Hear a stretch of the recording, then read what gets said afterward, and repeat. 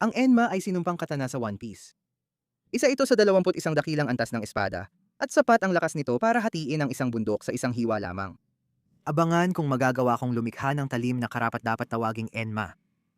May bilit akong 1 pulgada ang lapad, at halos kalahating pulgada ang kapal na W2 tool steel para simulan ang paggawa.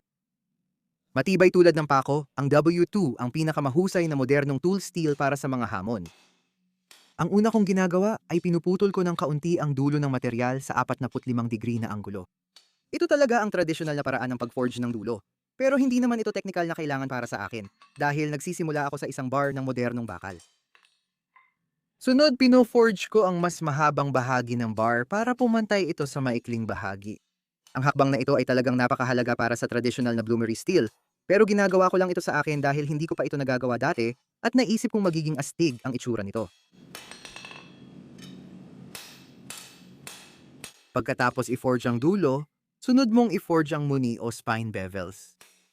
Nagpasya akong wag i-forge ang mga yon at iga-grind ko na lang mamaya, kaya ngayon binibevel ko na ang talim. Akala mo madali ang pagbebevel, pero sa totoo, mas marami pa akong ginagawa kaysa sa pagpapanipis ng gilid. Una, tinutukoy ko muna ang tamang bevel line o shinogi G. Pangalawa, inaayos ko ang kurba ng hugis ng talim. Pangatlo, binibevel ko ang bahagi ng talim na kabaligtaran ng talas. Kailangan kong planuhin ng maayos bawat hampas para pantay ang cross-section ng talim at halos magmukhang final na hugis ito.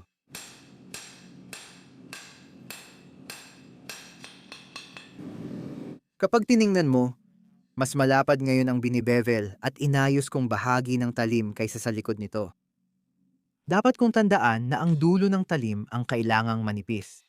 Dapat ito ang pinakamalapad sa hibaki at numinipis patungo sa dulo.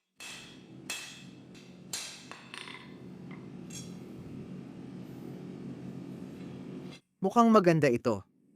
Kumpara sa iba kong gawa na komplikado ang Damascus at forge welding, parang mas simple gawin ang ganitong talim. Pero sa totoo lang, marami ring aspeto ng geometry na kailangan tandaan, kaya baka mas mahirap pa ito.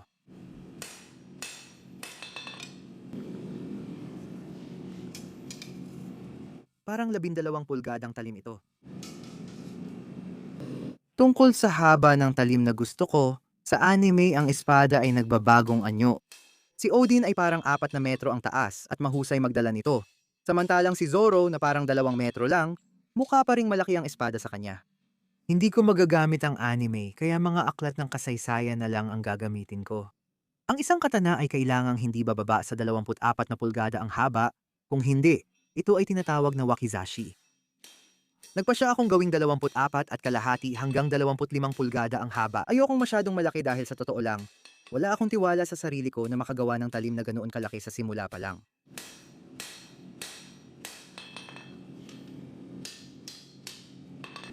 Noong kinukunan ko ang video na ito, mga 115 degree ang init sa labas at dahil sobrang init, nagpasya akong huwag magsuot ng mahabang pantalon at nagsuot na lang ako ng maikling cargo pants. Hindi ko kailangan ng forge welding, kaya hinaan ko ang forge sa isa sa 2 burner at 5 PSI lang. Kaya mga isang kapat lang ng init ang lumalabas kumpara sa forge welding. Sa tingin ko, mga 140 degree pa rin dito. Kita mo sa mukha ko, halos kasing kulay na ng damit ko. Ay! Sa halos bawat pagpapainit ng espada, bumabalik ako sa librong The Art of the Japanese Sword ni Yoshindo Yoshihara. Gusto ko na bawat bahagi ng espadang ito ay maging kasing totoo ng totoong katana. Maaaring hindi ko magawa lahat, pero gusto ko pa ring malaman kahit paano. Nagkamali ako dito.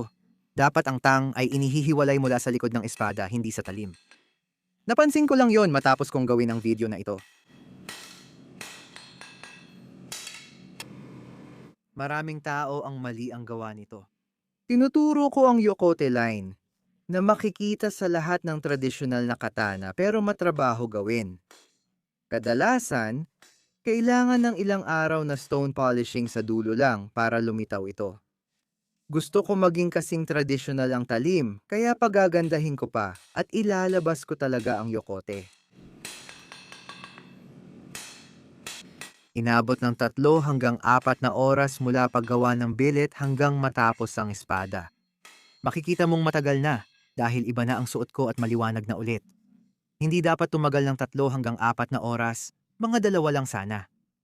Inabot kasi madalas lang akong nakaupo at nag-iisip ng susunod na gagawin. Ang katana ay kakaiba sa ibang espada dahil tuloy-tuloy ang bevel mula talim hanggang tang.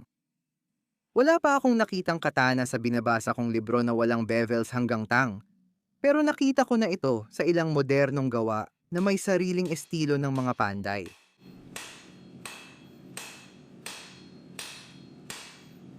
Ang Enma ay hindi basta-bastang katana, isa itong katana mula sa isa sa pinakasikat na anime series sa lahat ng panahon.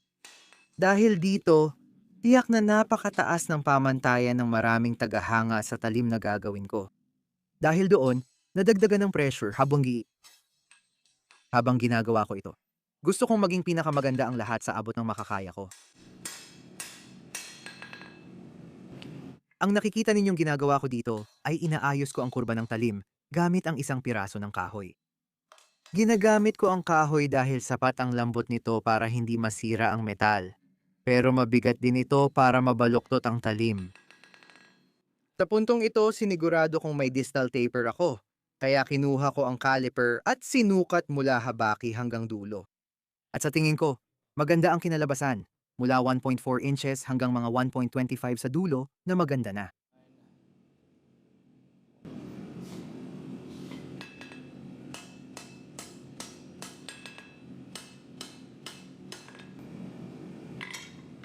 Pwede ko na yang trabahuhin. Kung marami kang alam sa katana, baka tanong mo, bakit may kurba na agad ang talim ko? Hindi ba dapat lumabas lang ang kurba pag ni-quench na ito? Oo at hindi ang sagot. Kung iko-quench mo sa tubig, mas kukurba ito. Pero ako, iko-quench ko ito sa langis. Pag ni-quench mo ito sa langis, kumikurba ito pabaliktad kaya dapat sobrahan ko ang pagkurba kaysa sa final bend. Ang pagtantiya at pagtiyak ng tuwid na talim ay matrabaho talaga. Kailangan ko ring siguraduhin na nasa gitna ang talim ng blade. Isa na naman itong bagong problema. Tinatapos ko na dito.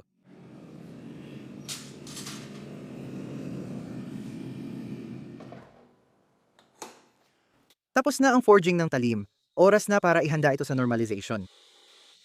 Ginagawa ang normalization para paliitin ang grain size at gawing perpekto ang heat treatment. Ginagawa ko ito sa 3 cycle. Ang una ay sa 1650 degrees, ang pangalawa ay sa 1500 degrees, at ang pangatlo ay sa 1350 degrees. Sa pagitan ng 3 cycle, hinahayaan ko munang lumamig ito sa mga 700 hanggang 800 degrees. Dapat nakababa ang talim, kung hindi, babaon ito sa brick. Habang pinapainit ang talim sa oven, sinamantala ko ang oras para walisin ang sahig.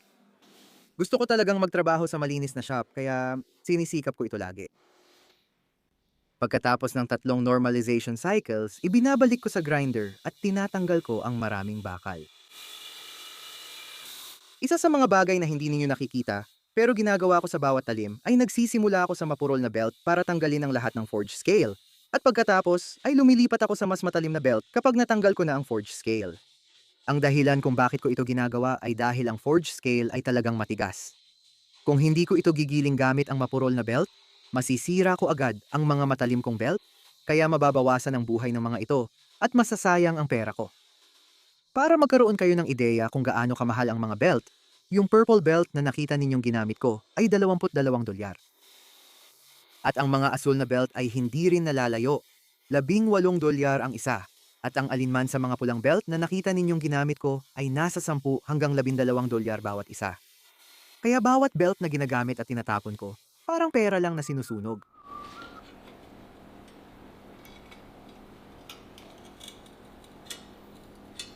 Tapos na ang rough grind ng talim, kaya lalagyan na ng clay ang spine at ihahanda para sa heat treatment. 2 bahagi ang clay na gamit ko rito. Ang unang bahagi ay pinulbos na forge scale lang, at ang pangalawang bahagi ay tinatawag na Satanite. Ang Satanite ay refractory cement na hinahalo sa kaunting tubig at ginagamit pang balot sa loob ng forge. Maganda rin itong gamitin sa paggawa ng hamon sa mga talim. Wala pa akong nakita mas maganda kaya ito pa rin gamit ko sa katana build na ito. Ayokong maglagay ng sobrang daming tubig dito. Oops, sobra yata ang tubig. Baka tama lang pala ang dami ng tubig.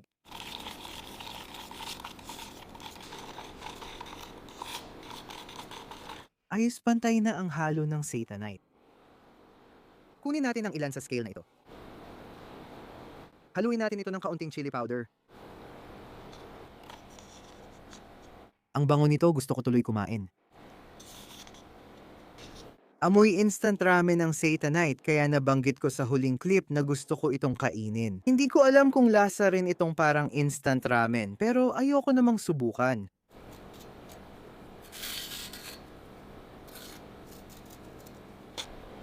Ang manipis na linyang nilalagay ko sa talim ay tinatawag na ashy lines. Tumutulong ang ashy lines sa talim at nagbibigay ng aktuwal na hugis sa hamon. Nakakatulong ito dahil kung tuwid masyado ang hamon line, pwedeng mapilas ang talim. Dahil sa ashy lines, nagkakabuklod ng maayos ang matigas at malambot na bakal at hindi madaling maghiwalay. Sa hugis, komplikado ipaliwanag pero isipin mo na lang na ang mga linyang ito ang nagbibigay ng naglalagablab na epekto. Hindi ko talaga ginagamit ang heat treating oven ko para i-quench ang katana dito, ginagamit ko lang talaga ang forge. Ito ay dahil kadalasan, mas maganda ang hamon na nakukuha mo kapag forge ang ginamit sa pag-quench kumpara sa heat treating oven. Kailangan kong maging sobrang maingat sa temperatura dito. Kapag masyadong uminit, pwedeng mabasag ang talim. Kapag kulang naman sa init, walang lalabas na hamon. At kung masyadong matagal ibabad, mas kaunti ang magiging activity ng hamon. Naka-off ang ilaw sa garahe at halos sarado ang mga pinto. Di man maganda sa baga ko, pero makakatulong ito sa mas magandang hamon. Gumagamit ako ng magnet para sukatin ang temperatura. Dumidikit kapag malamig, hindi na dumidikit kapag lampas kritikal na temperatura at mainit na. Handa ka na ba?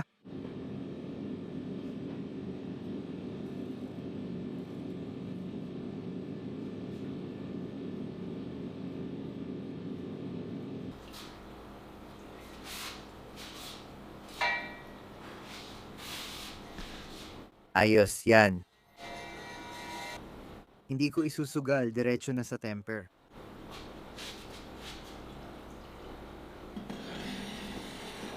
Malalaman ko kung naging maayos o hindi pagkatapos ng 2 oras.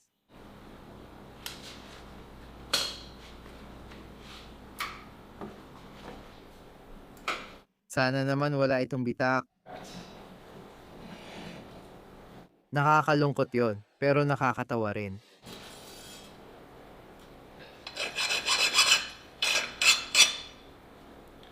Sige, alisin ko muna ang putik.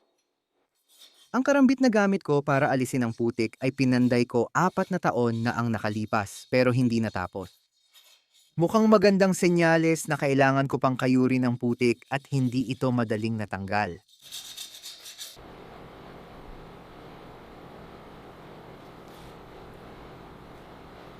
Ang susunod na gagawin ko ay ibabalik ito sa grinder at ilalantad ang bagong bakal.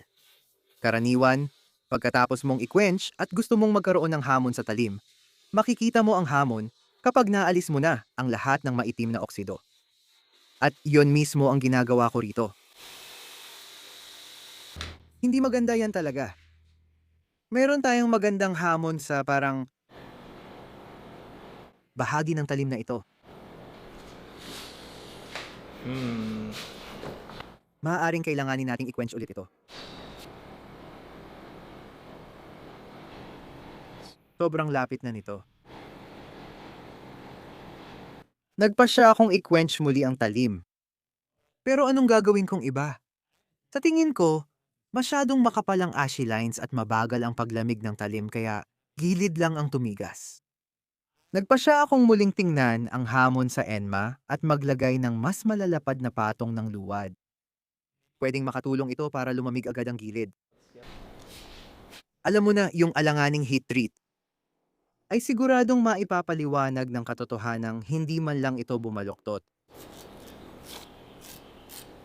Makikita mo dito, mas agresibo ang clay ko at wala akong nilagay na ashy lines. Umaasa akong makatulong ito para mas lumitaw ang hamon at mapadali ang pagkalat ng init. Oo nga.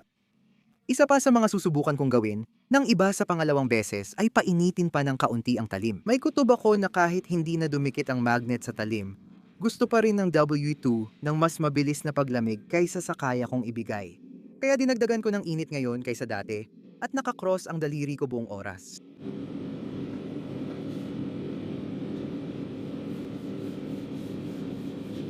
Pakiusap, wag mag-flash, pakiusap, wag mag-flash, pakiusap, wag mag-flash. Kung makarinig ako ng kahit anong ping,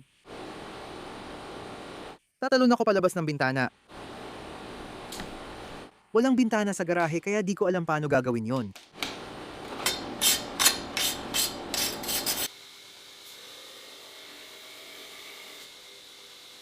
Pagkatapos ng pangalawang paglubog at pagtemper ng talim, oras na para ituwid ito. Pagkatapos ng pangalawang paglubog, nagaw po din na binigi. Nagkaroon talaga ng malaking baluktot ang talim, kaya pagkatapos ng pangalawang tempering cycle sa 425 degree, dinala ko ito sa gato at ginamit ang aking 3 prong na straightening jig para subukang ituwid ito hanggat maaari. Dito, hinihigpitan ko ng todo ang gato kaya lumiliko ang talim sa kabila, kaya ingat ako na hindi ito mabali. Ang mga sulyap na nakita ko sa hamon ngayon ay talagang nakakalito. Meron akong nakita na parang mga letrang I, parang malaking titik I, parang I-beam ang itsura. Hindi ko pa yun nakita dati, akala ko dahil lang sa decarb. Kaya tuloy-tuloy lang ang pagdo-grind ko at hindi na ako nagdalawang isip. Susubukan ko itong i-file test, huling beses na.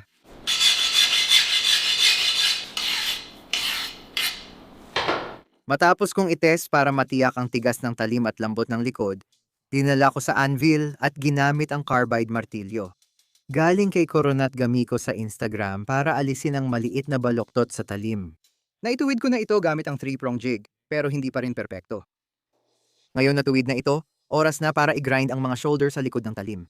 Makikita mo na i-grind ko na ang shoulder sa gilid ng talim, pero hindi pa sa likod.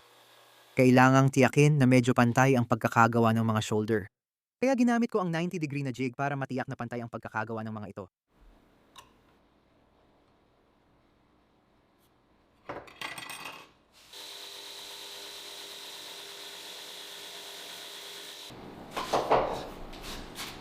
Nagugutom ako. Hungry. Oh. Paano? Nakakabilib na hanggang ngayon, hindi ko pa rin alam ang nakikita ko. Matigas ang buong talim, pero ang hamon na ito ay mukhang sobrang kakaiba. May kutob ako. Medyo ayoko nito. Sa tingin ko, basura ito. Sa tingin ko, gusto kong gumawa ulit ng isa pa. Matatagalan ito. Pero sa huli sa tingin ko, sulit naman ito.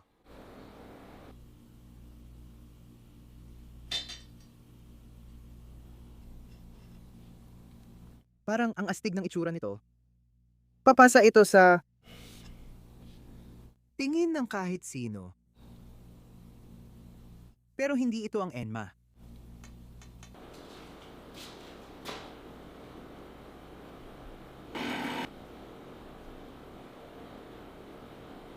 Hindi ko alam ang diskarte.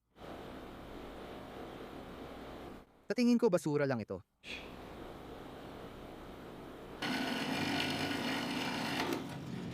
Kaya oo, nagpasya akong pandayin ulit ang lahat. Sa totoo lang, mas marami akong natapos kaysa sa ipinakita sa kamera. Handa na sana ang talim para lihain ng mano-mano at magpatuloy sa susunod na hakbang. Pero parang hindi ako kontento kaya gusto ko na lang magsimula ulit at gumawa ng bago. Mas maganda ang lahat ng nagawa ko sa pangalawa kaysa sa una. Pinanday ko ang mga bevel sa gulugod, kuha ang tamang distal taper, tuwid ito, mas maganda lahat. Grabe naman. Dito makikita mong sakto lang ang baluktot, lalo na kung ikukumpara sa una. Ginawa ko ulit ang 3 normalization cycles, tinanggal ang oxide gamit ang grinder, at inihanda para sa quenching. Makikita sa mukha ko ang pagod at inis dahil 4 na beses ko talagang ni-quench ang katana sa video na ito, hindi lang 3. Ito na ang pangalawang beses kong ni-quench ang pangalawang forge na katana. Tauna, Hindi ko gaanong pinainit at pinatagal ang kiln, pero sa pangalawa, pinainit at pinatagal ko na pati ang langis. Makikita mo mamaya, maganda na ang itsura. Ito ang hamon na makikita mo kapag naiisip mo ang ENMA. Sobrang saya ko na inulit-ulit ko lahat para makuha ng tama. Ngayon panahon na para sa field trip. Unang tindahan sa listahan ko ang Home Depot. Kukunin ko roon ang mas mahabang PVC pipe para sa ferric chloride ko dahil kulang ang kasalukuyan kong 2 PE. Mas mahaba ng kalahating talampakan ang katana ko. Bumili ako ng 10 talampakang bahagi. Ginamit ko ang lagari ng trabahador at pinutol sa 3 talampakang bahagi. Kaya nagkaroon ako ng 3 talampakang bahagi at isang natirang 10 talampakang bahagi. Bakit ito $17? Ang susunod na tindahan sa listahan ay isang lugar na tinatawag na AZ Metals. Kailangan ko ng malaking tanso para gawing guard ng ENMA, kaya kumuha ako ng magandang slab dito. Nakuha ko rin dito ang ilang murang cut-offs at sheet steel na gagamitin ko sa paggawa ng fume hood para sa forge ko. Sunod sa listahan ay ang woodworker source. Dahil purple ang hawakan ni Enma at wala akong purple na kahoy, nagpunta ako roon para maghanap ng purple heart. Tinulungan ako ng mga tao at nakilala ko pa ang may-ari ng tindahan na sobrang bait at tumulong pumili ng magandang tabla ng purple heart. Bilang gumagawa ng kutsilyo na madalas bumibili online, bihira ako sa woodworking warehouse kaya inabot ako ng matagal sa pagtingin ng mga paninda doon. Tapos na ang field trip, kaya sisimulan ko na ang mga fitting para kay Enma. Ang unang gagawin ko ay ang hibaki. Ang hibaki ay parang copper spacer na inilalagay sa ilalim mismo ng talim at sumasandal sa guard. Gumagawa ako nito mula sa piraso ng tanso, dahil tradisyonal na tanso talaga ang ginagamit para sa hibaki. Ang nakita niyong ginawa ko ay gumamit ako ng crosspin at pinalapad ang magkabilang gilid ng makapal na tanso. At kapag naipukpok ko na ito hanggang sa isang punto, hindi na ito gumagalaw sa ilalim ng martilyo. Dinadala ko ito sa torch, pinapainit hanggang mapula, tapos inilulubog sa tubig. Pinapalambot nito ang tanso para mapukpok at mapanipis ko pa ang dalawang gilid. Mabilis tumigas ang tanso kapag pinupukpok, kaya kailangan ko itong paulit-ulit painitin at ilubog sa tubig. Siguro mga 10 beses para sa isang piraso lang.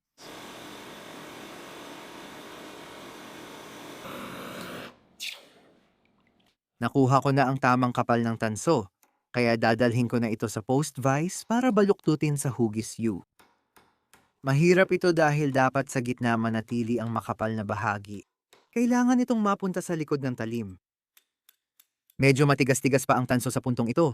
Baka hindi ko ito naaniyal ng tama noong nakaraang proseso, kaya naging mas mahirap ang hakbang na ito kaysa sa dapat sana. Isa sa mga astig na bagay tungkol sa hibaki ay ginagawa itong eksaktong sukat para sa bawat katana na gagamitan nito. Dahil bawat katana ay may kanya-kanyang hugis at bahagyang naiibang anyo, bawat hibaki ay nagkakaiba rin. Pinapainit ko ang tang para mapukpok ko ang hibaki sa ibabaw nito nang hindi ito nababasag.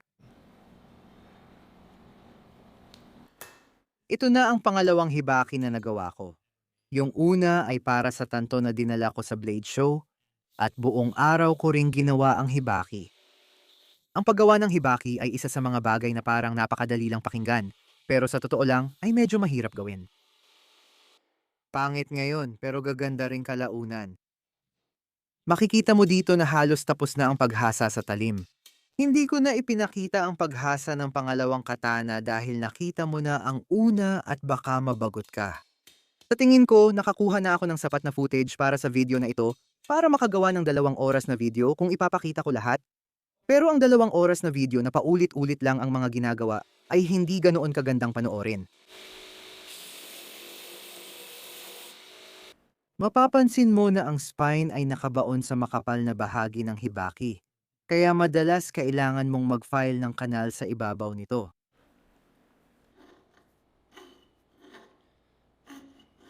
Pinakamahirap ang susunod na bahagi ng paggawa ng hibaki.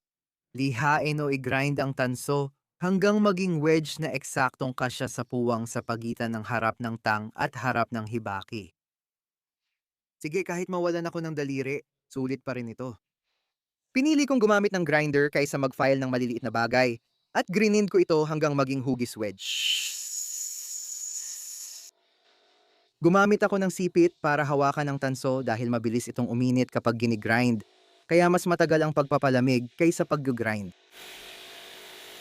Hindi ko alam kung sapat na kaliit ito. Pero susubukan muna natin kung kasya.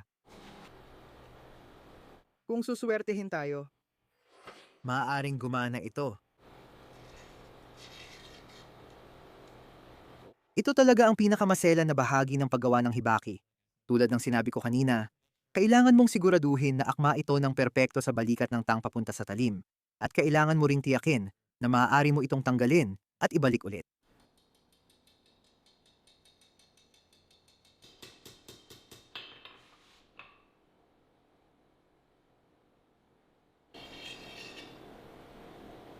Sige.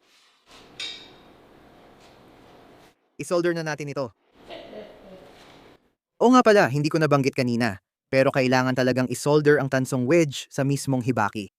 Karaniwan itong ginagawa gamit ang silver solder, pero dahil 2 araw na akong hindi nakakahanap nito, gumamit ako ng lead-free solder na pangtanso, brass, o katulad na alloy. Una, nilagay ko muna ang 2 maliit na piraso ng solder sa ibabaw mismo ng wedge at pagkatapos ay tinakpan ko yon ng liquid flux. Pagkatapos, ginamit ko ang blowtorch para painitin ito ng buo hanggang mga 400 hanggang 500 degree Fahrenheit.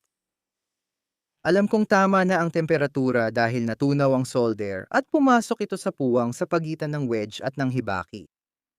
Pagkatapos kong parang idikit ang mga bahagi, binaligtad ko ito at bahagya ko pang pinainit. Saka ko sinimulang itulak ang solder papasok sa puwang na yon. Ayokong masyadong uminit para hindi mahulog ang wedge, pero gusto ko ring mainit para matunaw ang wire habang tinutulak ko papasok sa hibaki. Alam kong hindi ito tamang paraan, pero ganito ko ginawa dati sa aking tanto. At kung gumana noon, baka gumana rin ngayon. Ngayon na permanenteng magkakadikit na ang hibaki dahil sa pag-solder, oras na para dalhin ito sa grinder at simulan ang pag-finalize ng lahat ng mga gilid nito.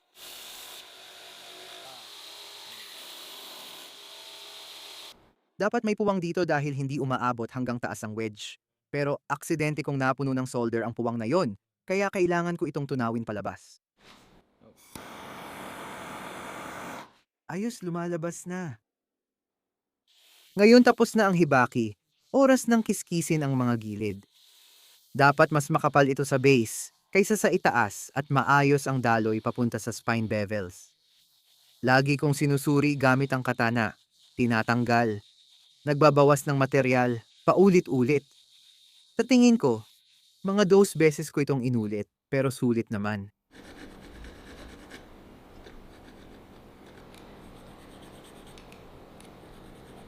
Heto ang natapos na hibaki sa tabi ng pinagsimulan ko. Ayon sa listahan, sisimulan ko na ang guard. Ang guard ni Enma ay kakaiba ang itsura at medyo makapal din. Kaya kumuha ako ng piraso ng 3/8 inch na makapal na tanso mula sa AZ Metals. At balak ko itong i-grind para makuha ang tamang hugis. Talim, check. Nagawa na ang hibaki. Madali lang ang sepa ang tsuba. Magiging parang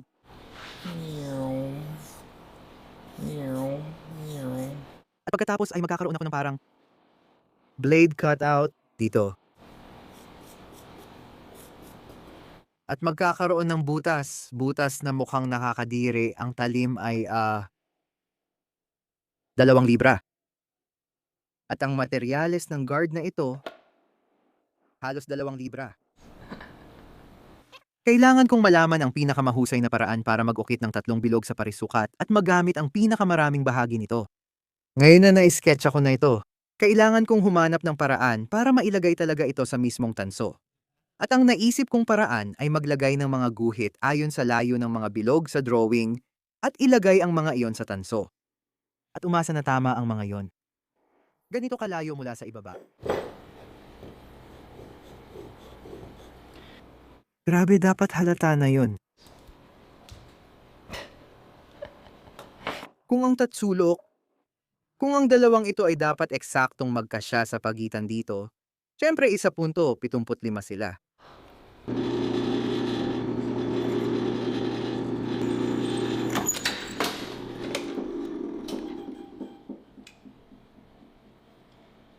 Planado yon. Alam mo, malamang kasi masyadong mabagal ito. Ngayon lang ako hindi tumingin sa tamang bilis ng drill.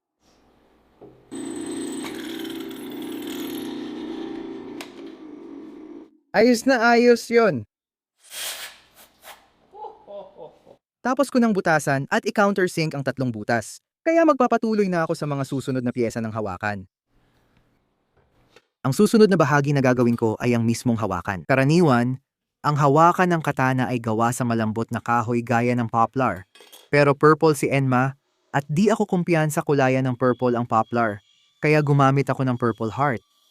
Una, nagputol ako ng isang pieng slab. Hinati ko ito ng pahaba para magkaroon ng 2 pirasong pwedeng pagdikitin at tukitan para magkasya ang tang ng talim. Kailangan kong siguraduhin na kasing patag ng maaari ang mga pirasong ito. Dahil kung baluktot sila at inipit ko habang nagpapatuyo, pwedeng bumuka ang dikit paglipas ng panahon. At ayokong maghiwalay ito pagkatapos ng 4 o 5 taon. Mas komplikado pala gawin ang 2 blok ng hawakan kaysa inakala. Kailangan mong maging karpintero, hindi ako ganoon. Ukitin ang hugis ng tang tapos paitin ang eksaktong uka nito para lumapat ng husto. Alright. Sandali, matigas ang kahoy na ito.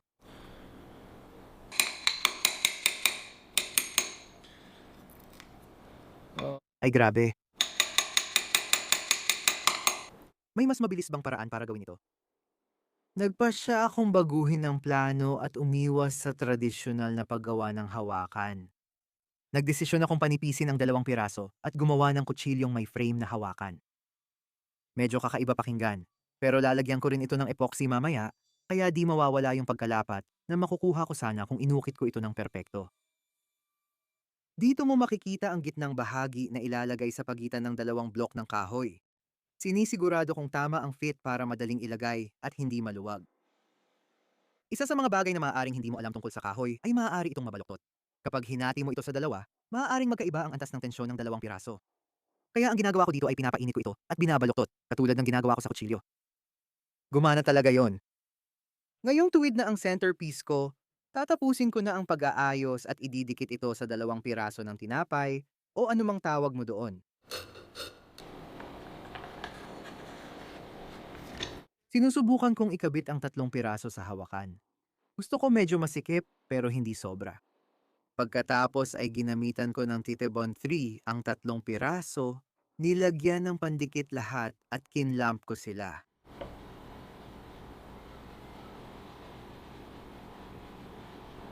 Tiyak na mali ang kasangkapan na gamit ko sa trabahong ito. Sandwich.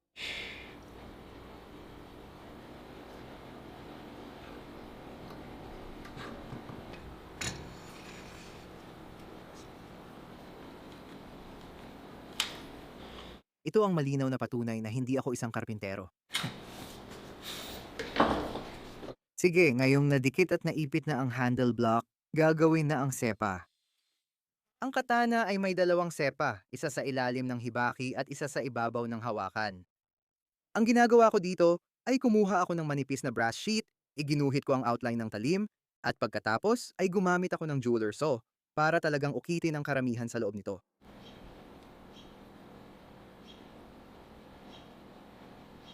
Sige. Ngayon, gagamit na lang ako ng maliit na diamond file at maglalaan ng maraming oras para magkasya ito ng perpekto sa tang.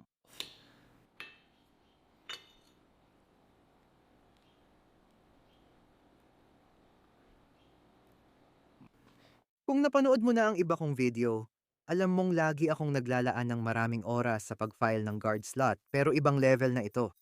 Dapat pareho ng hugis ng tang ang bawat piyesang isinusuksok rito.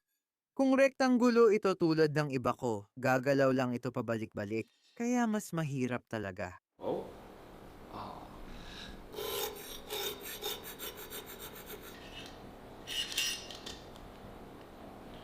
Tingnan mo naman yan. Ang astig! Ngayon, nagawa ko na ang unang sepa ko. Magagamit ko na ito bilang gabay sa iba ko pang piraso. Hindi ako masyadong nagtitiwala dito dahil kumikipot ang tang, kaya bawat ilalagay ko ay dapat lalong lumiit. Kailangan ko itong tandaan sa paggawa ng mga puwang. Sige, hindi ko alam noon na ang SEPA pala ang madali, pero mahirap i-file ang puwang sa tsuba. Ang SEPA ay 1/16 pulgada ang kapal, samantalang ang tsuba ay 3/8 pulgada at purong brass. Kaya kinailangan kong humanap ng paraan para i-file ang kanal at masigurong kasya ito sa tang. Baka di halata, pero inabot ako ng 5 hanggang 6 na oras sa pag-file ng puwang para magkasya sa tang. Di ko na pinakita sa camera kasi kahit i-timelapse, nakakaboring panoorin ang paggawa ng parehong bagay ng ilang oras. 1 libra at 12 onsa ito. Tingnan natin gaano kabigat matapos kong i-grind ang bilog. Jessie, ang dami mong nasasayang na materyales, nagiging alikabok lang sa grinding bucket mo. Oh, ganun na nga. Hindi na ako magsusorry tungkol doon, sobrang satisfying kasi. Nagulat nga ako kung gaano nagtagal itong purple na belt sa akin. Ginamit ko ito para i-rough grind ang parehong katana at matalim pa rin ito para durugin ang brass na ito. Pagkatapos kong ma-rough ang profile, dinala ko ito sa sander at nilinis ko ng husto ang mga surface hanggat kaya ko. 1 libra. Ngayon na halos lahat ng piyesa ng hawakan ay na-rough ko na. Oras na para gawin ang hindi mo inaasahan. Hindi talaga flat ground ang katana. Ang mga ito ay convex at umaabot sa zero grind. Kaya ang ginawa ko dito ay ginamit ko ang aking 400 grit Atoma Diamond Stone at ginawa ko itong magtagpo sa isang zero edge. Pagkatapos kong ma-zero grind at matiyak na matalim na ito, dinala ko sa hand sanding station at pinakintab ang talim. Ang talim ay talagang mahaba kaya hindi ko ito kayang buuin sa isang pasada lang. Kaya kinailangan kong i-hand sand ang unahan ng talim at pagkatapos ay ang likurang bahagi ng talim sa magkabilang panig. Kaya 4 na posisyon ang ginawa ko para i-hand sand ang talim na ito.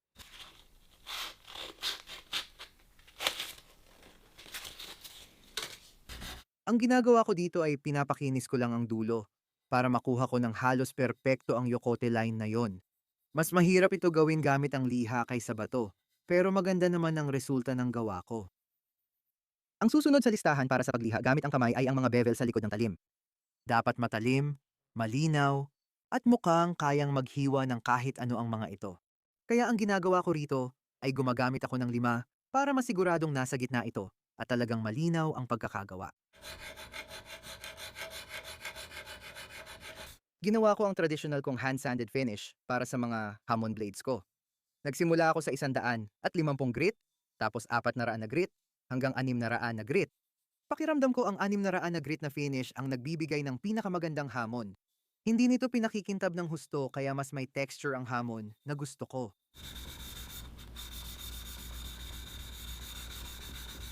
Pagkatapos kong lihain ng maayos gamit ang kamay ang buong talim gamit ang 600 na grit, binalot ko ito ng tela mula sa shop at naghanda na akong tapusin ang lahat ng bahagi ng hawakan.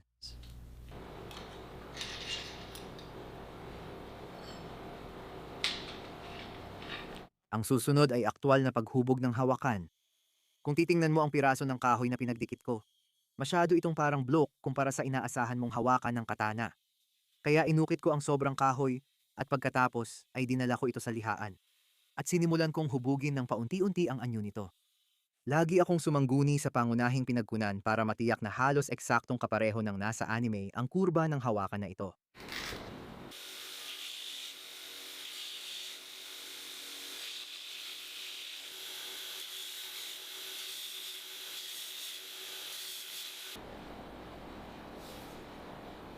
Sa tingin ko oras na para magbutas. Ang katana ay hindi ginagamitan ng pandikit, kundi mahigpit na isinusuot sa hawakan at hawak ng isa o dalawang bamboo pin. Kailangan kong tiyakin na ang piraso ng kahoy ay nasa tamang posisyon sa tang. Kung hindi magkatapat at may pin, magkakapuwang sa halip na humigpit. Ngayon na may mga butas na ako, oras na para ilagay ang tang sa tamang pwesto. Ginagawa ko ito dahil ang frame handle construction na ginamit ko ay may parihabang cross-section sa loob ng hawakan na hindi tugma sa hugis ng tang. Nilagyan ko ng Vaseline ang tang, naghalo ng epoxy, ibinuhos sa hawakan, ikinabit ulit sa tang, at tinanggal matapos ang 4 hanggang 5 oras nang malagkit na ang epoxy. Dahil dito, magiging lapat na lapat ang pagkakabit sa tang. Okay. Ngayong tapos na ang handle block maliban sa hand sanding at paglalangis, gagawin na ang pangalawang sepa. Hindi ko na kayo bibigyan ng masyadong detalye dahil halos pareho lang ito sa una. Ngayon na halos tapos na ang mga piraso ng hawakan, oras na para i-etch ang hamon sa talim. Hinahalo ko ang ferric chloride at tubig sa 1:5 na rasyo. Mas hindi ito concentrated kaysa sa dati kong timpla, pero napagtanto kong hindi naman pala mahalaga yon para sa mga hamon. Sinigurado kong malinis ang talim gamit ang sabon at espongha, tapos inilubog ko ito sa timpla ng 2.5 minuto. Pagkalipas ng 2.5 minuto tinanggal ko ito, hinugasan ng ferric, dinala sa hand sanding room, at pinunasan gamit ang 5,000 grit na liha para alisin ang mga maiitim na oxide at iniwan ang nakaukit na spine.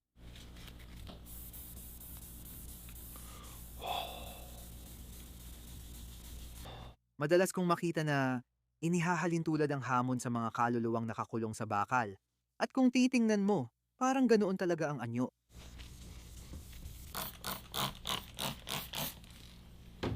Nagpasya akong 2 beses lang gawin ang etching at polishing dahil mas gusto kong banayad lang ang hamon sa katana.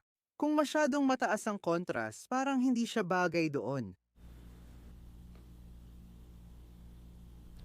Ngayong tapos na ang talim, panahon ng pakinisin ang hawakan at ihanda para sa huling pagbuo.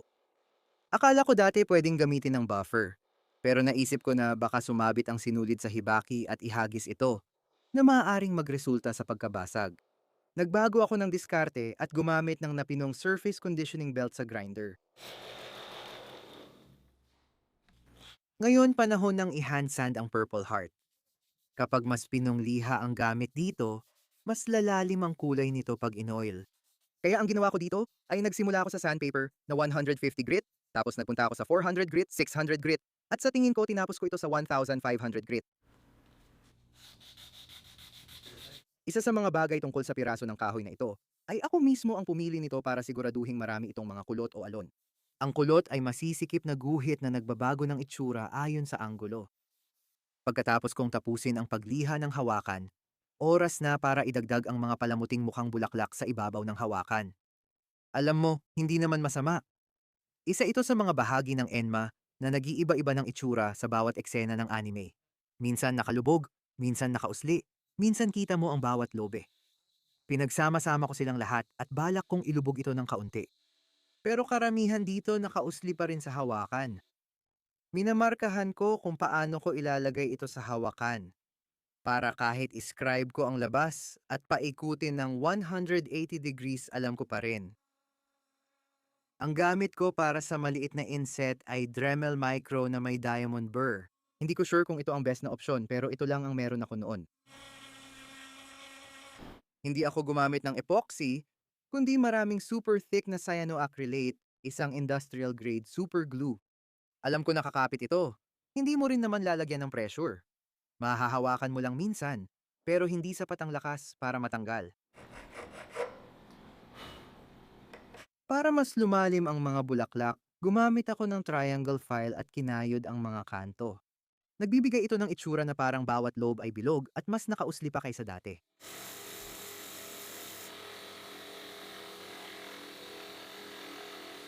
Tapos na ang pagdekorasyon ng bulaklak, kaya balik na sa guard. Dito ang guard ay halos 70 degrees na, at kapag hinawakan mo, babaon ito sa ibabaw ng kamay mo. Inanggulo ko ang mesa ko at nilagyan ng chamfer sa gilid para hindi bumaon ang guard sa kamay ng gagamit.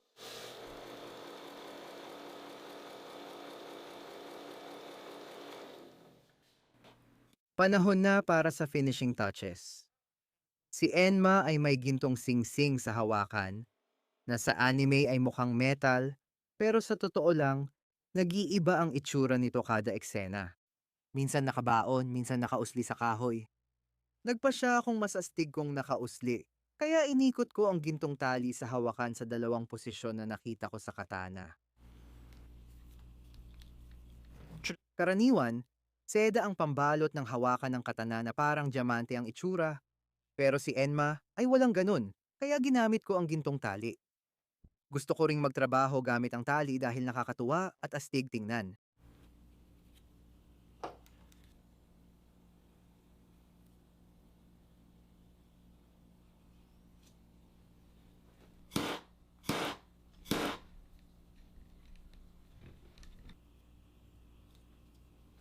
Mukhang maganda naman yan.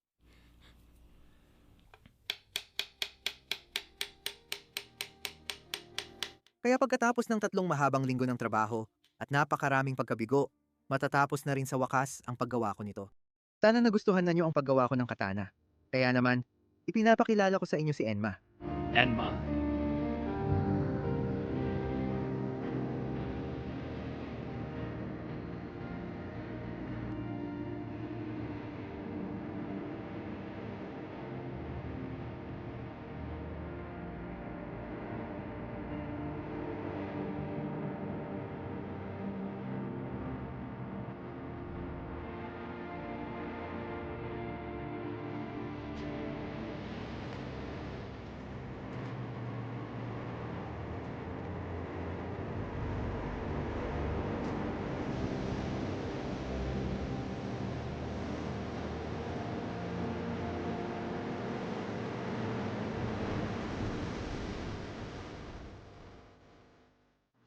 Ngayon sa huling hakbang, lalagyan na natin ng talim. Naka-zero ground na ang katana pero hindi pa rin ito matalim. Dinala ko ito sa 3,000 grit na Suihiro Waterstone at gumugol ako ng 30 minuto para tapusin ang talim.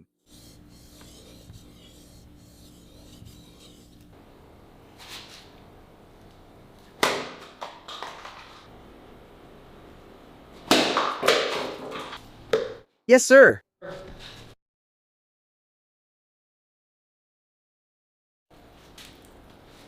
Ang gato ko ngayon ay basa.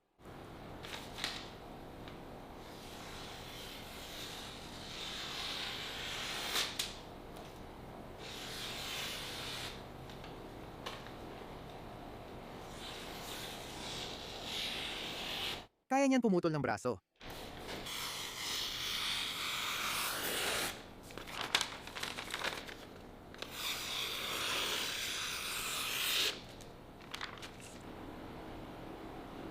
Sige.